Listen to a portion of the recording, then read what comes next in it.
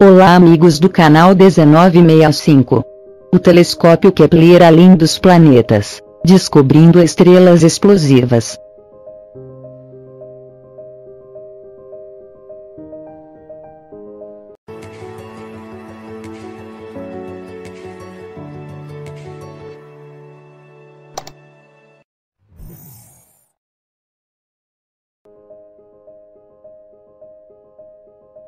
O astrônomo Ed Shaya estava em seu escritório olhando dados do telescópio espacial Kepler, da NASA, em 2012, quando percebeu algo incomum. A luz de uma galáxia havia se aclarado rapidamente em 10%. O súbito impacto na luz fez com que Shaya instantaneamente se excitasse, mas também nervoso. O efeito pode ser explicado pela enorme explosão de uma estrela, uma supernova.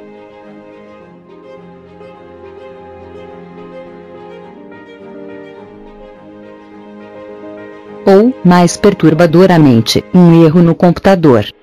Eu apenas lembro naquele dia, sem saber se deveria acreditar ou não, lembra ele.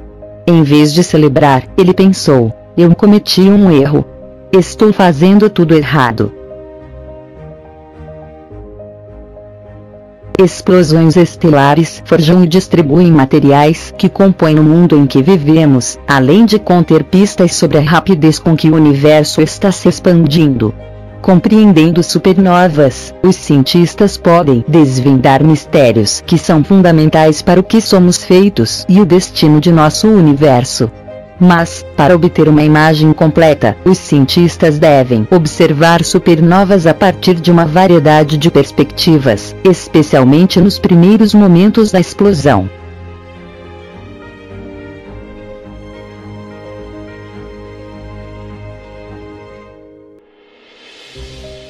Isso é realmente difícil, não há como dizer quando ou onde uma supernova pode acontecer a seguir. Um pequeno grupo de astrônomos, incluindo Shaya, percebeu que Kepler poderia oferecer uma nova técnica para a caça às supernovas.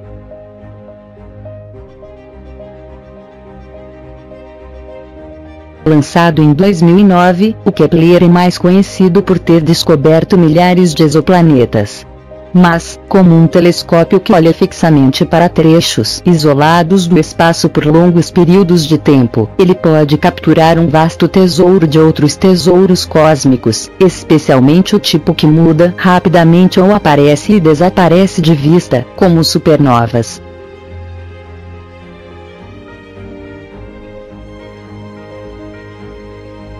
Kepler abriu uma nova maneira de ver o céu, disse Jesse Dodson, cientista do projeto de Kepler, baseado no Ames Research Center da NASA, no Vale do Silício, na Califórnia. Ele foi projetado para fazer uma coisa muito bem, que era encontrar planetas em torno de outras estrelas.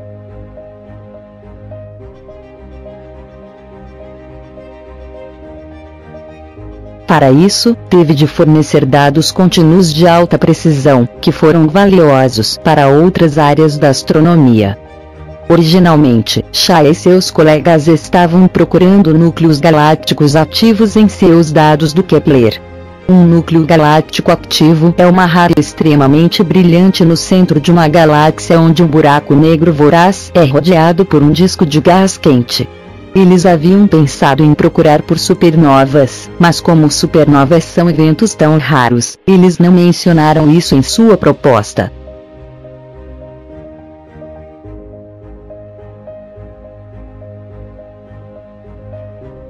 Era muito duvidoso, disse Shaya. Não tendo certeza se o sinal da supernova que encontrou era real, Shaya e seu colega da University of Maryland, Robert Olin, passaram meses desenvolvendo software para calibrar melhor os dados do Kepler, levando em conta variações de temperatura e apontamentos do instrumento. Ainda assim, o sinal da supernova persistiu. De fato, eles encontraram mais 5 supernovas em sua amostra de Kepler de mais de 400 galáxias. Quando Olin mostrou um dos sinais para Armin Hest, que agora é um astrônomo no Space Telescope Science Institute em Baltimore, o queixo de Hest caiu. Comecei a babar, disse ele. A porta se abriu para uma nova maneira de rastrear e entender as explosões estelares. Hoje, esses astrônomos fazem parte do Kepler Extragalactic Survey, uma colaboração entre 7 cientistas dos Estados Unidos, Austrália e Chile que procuram por supernovas e núcleos galácticos ativos para explorar a física de nosso universo.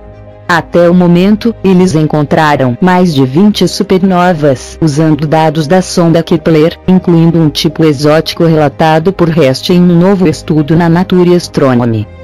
Temos algumas das supernovas mais bem compreendidas, disse Brad Tucker, astrônomo do Monte Observatório de Estrolo na Universidade Nacional da Austrália, que faz parte do inquérito extragaláctico Kepler.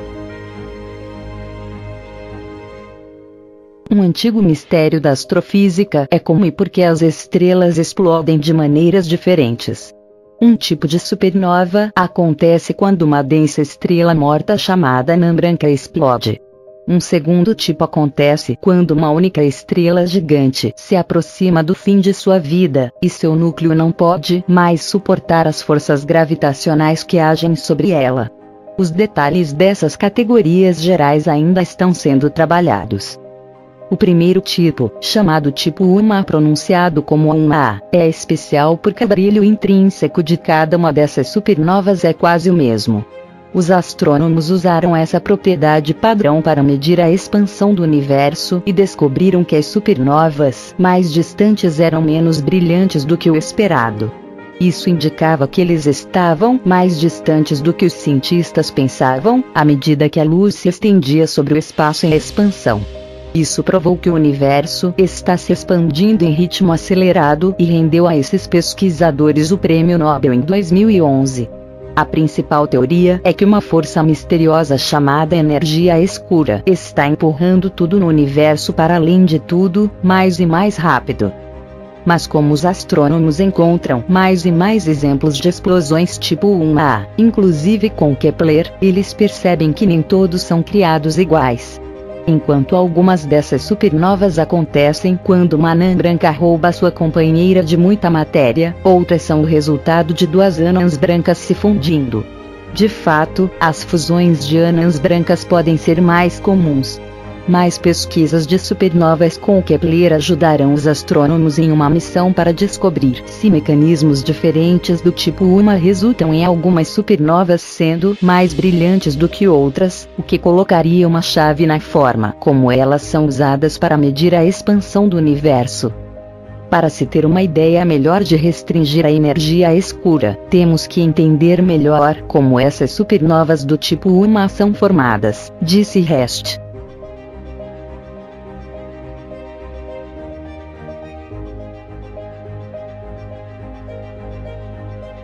Outro tipo de supernova, a variedade do colapso central, acontece quando uma estrela massiva termina sua vida em uma explosão.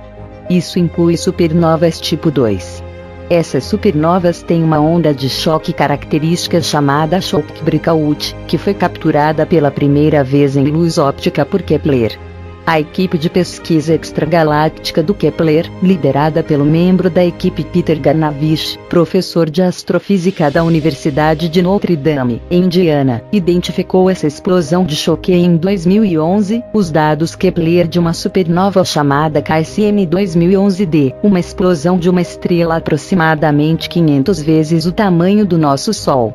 Surpreendentemente, a equipe não encontrou um choque em uma supernova tipo 2 menor chamada KSM 2011A, cuja estrela era 300 vezes o tamanho do Sol, mas encontrou a supernova aninhada em uma camada de poeira, sugerindo que há diversidade em explosões estelares do tipo segundo também. Dados do Kepler revelaram outros mistérios sobre supernovas. O novo estudo liderado por HEST na Nature Astronomy descreve uma supernova a partir de dados capturados pela missão estendida de Kepler, chamada K2, que atinge seu pico de brilho em pouco mais de 2 dias, cerca de 10 vezes menos que os outros. É o exemplo mais extremo conhecido de uma supernova transitória luminosa em rápida evolução Felt. Os Felt são tão brilhantes quanto a variedade tipo 1A, mas aumentam em menos de 10 dias e desaparecem em cerca de 30. É possível que a estrela tenha expelido uma densa camada de gás cerca de um ano antes da explosão, e quando a supernova aconteceu, material ejetado atingiu a casca. A energia liberada naquela colisão explicaria o brilho rápido. Por que o Kepler? Os telescópios na Terra oferecem muitas informações sobre a explosão de estrelas, mas apenas em curtos períodos de tempo, e somente quando o Sol se põe e o céu está limpo. Por isso é difícil documentar os efeitos antes e depois dessas explosões. O Kepler, por outro lado, oferece aos astrônomos a rara oportunidade de monitorar continuamente os trechos do céu continuamente por meses, como a câmera de um carro que sempre grava. De fato, a missão principal do Kepler, que funcionou de 2009 a 2013, forneceu 4 anos de observações do mesmo campo de visão, tirando uma foto a cada 30 minutos. Na missão estendida do K2, o telescópio mantém o olhar fixo por até 3 meses.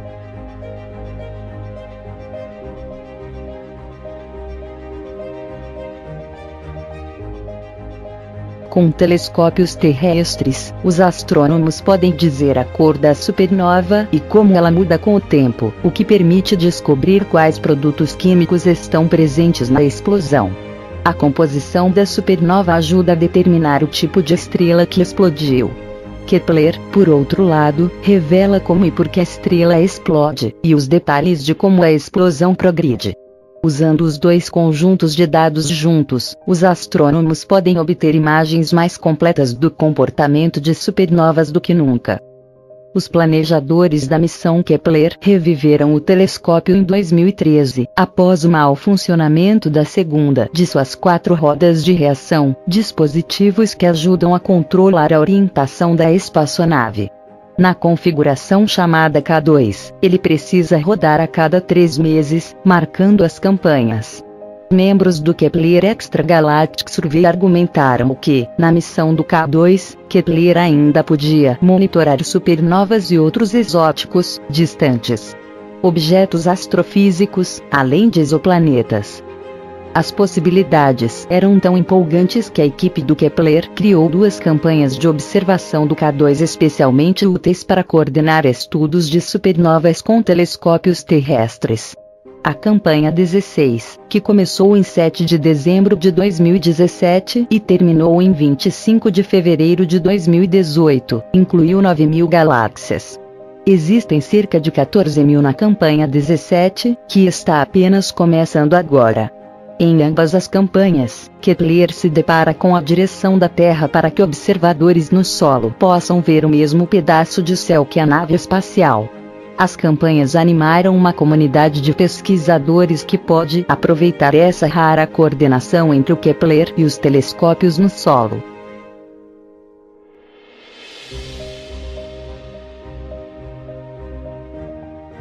Créditos: NASA e os amigos do canal 1965. O que acham? Dê sua opinião. E siga-nos no Twitter. @canal_1965. Ou se preferir, entre em contato conosco pelo e-mail canal1965fazendohistoria@gmail.com. Um abraço e fiquem com Deus.